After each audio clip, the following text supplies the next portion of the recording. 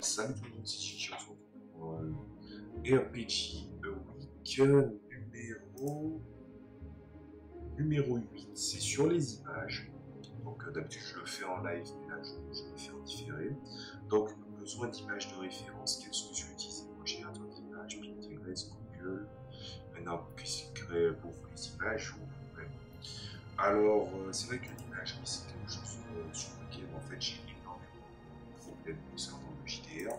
Parce que, évidemment, le théâtre de l'esprit, pour moi, c'est vraiment le meilleur outil pour pouvoir illustrer ce que j'ai envie de montrer en document. En tout cas, quand je travaillais beaucoup sur le playtest de mon JDR, je m'appuyais beaucoup sur les descriptions. Mais en dehors de ça, je dois avouer que la présence, la présence de la pertinence des images peut apparaître comme un problème pour certaines personnes, étant donné qu'il y a des personnes qui ont du mal à imaginer, qui veulent un support imagé, ce genre de choses.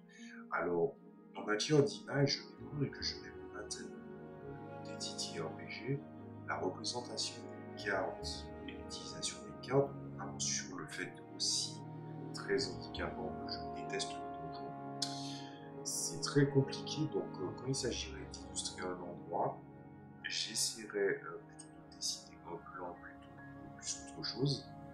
Et pour le reste, je dirais que j'utiliserai de préférence des images. Moi, je me souviens que j'utilise le générateur, pas le générateur d'images, mais un générateur de personnages assez génériques, un personnage d'animé, je me souviens. C'était pour le JDR, c'était un espèce de mélange entre du JDR Work et de la Gundam, où j'ai illustré de nombreux personnages, des joueurs aussi. Et évidemment, ce qui s'est passé avec les années, c'est évidemment qu'il y a l'arrivée de l'IA. Alors, comme je l'ai déjà dit dans certaines vidéos, je suis en train de réfléchir, je suis en train de faire de mon côté une traduction slash adaptation pour le système Edge d'un setting de World Adventure qui s'appelle Nevermore. Donc je me suis chargé de la traduction, j'ai presque fini, il me reste encore 5 pages. Et le truc, c'est que je me suis dit, les illustrations font vieillotte, mais bon, ça c'est normal avec les livres de 220, et surtout, les illustrations sont très changeantes, hein, il n'y a pas de cohérence graphique comme il pourrait y avoir, par exemple, pour Pathfinder.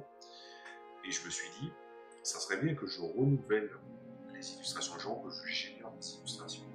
Et ce qui s'est passé, c'est que l'imagerie est bonne, c'est-à-dire dans certaines représentations, puisque Nevermore, ça illustre des mondes, des merveilles, des rêves, et les imageries qui sont données sont facilement générables par des IA.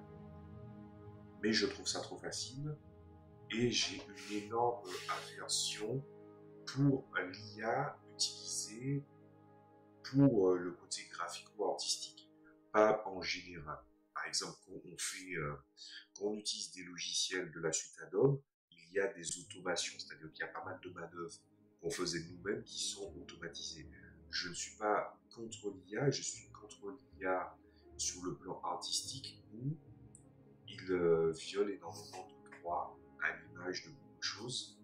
Et de l'autre côté, il y a aussi le fait que quand je veux représenter un endroit, on a déjà parlé des donjons, on va passer à autre chose, quand je dois illustrer des endroits, quand je dois illustrer des lieux, je joue à de la fantaisie, puisque mon jeu préféré du coup c'est Blue Rose, mais Blue Rose, on est plus dans un côté médiéval, mais plus, en fait, on est plus du côté renaissance que du côté médiéval, mais il y a toute une imagerie avec des couleurs chatoyantes, et les cartes n'arrivent pas à illustrer ça.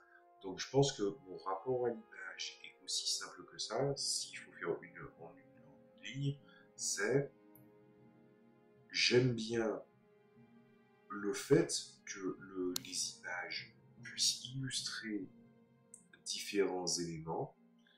Malheureusement, il y en a très très peu qui conviennent, soit parce que je crée des choses et qui ont besoin d'imagerie qui soit faite donc de préférence par moi, ou qui n'illustrent pas suffisamment le monde que je vais faire jouer.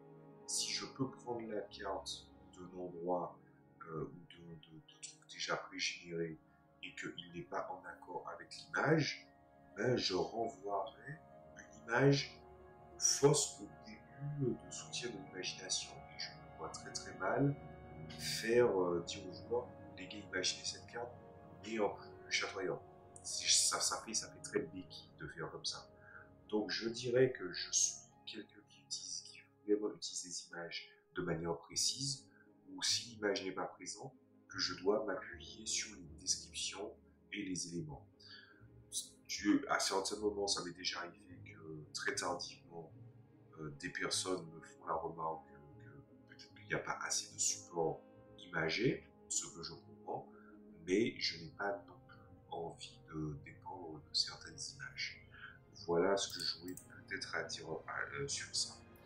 Ensuite, si je dois parler de comment je verrais par exemple l'évolution de mon utilisation des images au regard de la situation que je vous ai exposée et des choses que je vous ai exposées, je dirais que déjà je compte me mettre au dessin numérique, plutôt je me suis mis au dessin numérique, mais j'ai pas encore un niveau suffisant pour l'instant, mais c'est plutôt en bonne voie, c'est-à-dire que quand je fais des gaps où il y a des jours où je ne travaille pas, je ne dessine pas, ben, je ne perds rien.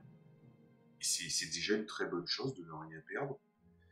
Et surtout, évidemment, si je dois me focaliser sur créer quelque chose d'imagé et surtout que je m'appuie sur mon imagination pour illustrer les choses que je crée narrativement parlant, c'est ce multiple casquette, mais c'est vrai que je préférerais ça plutôt que de donner une image qui est inexacte. Voilà.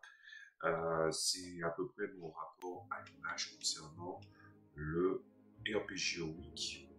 Voilà, et ma façon d'aborder les images.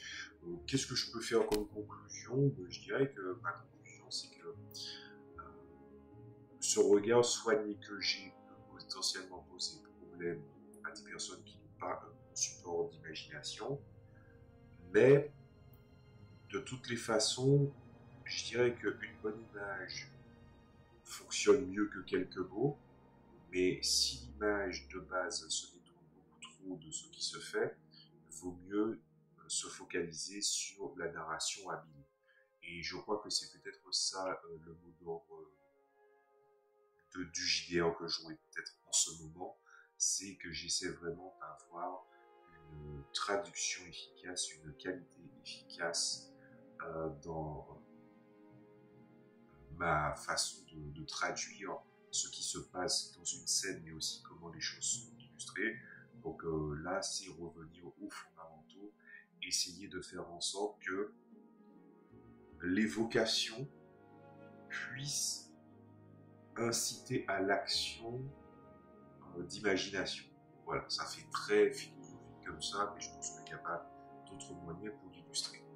Donc n'hésitez pas à venir répondre en commentaire de comment vous traitez les images, qu'est-ce que vous pensez de ça, est-ce que ça vous est déjà arrivé d'utiliser par exemple des images que vous avez vues sur le net, que vous avez récupéré ça et là, d'utiliser pour un jeu, et puis en fait vous dire après recul, finalement progressivement ça a été plus facile, ou je trouve que ça n'a pas fait de taf. Moi j'aimerais bien savoir ce que vous en pensez, parce que c'est un sujet qui ne tombe pas souvent sur les internets. Je vous dis à la prochaine fois, amusez-vous bien, bonne partie de jeu, salut.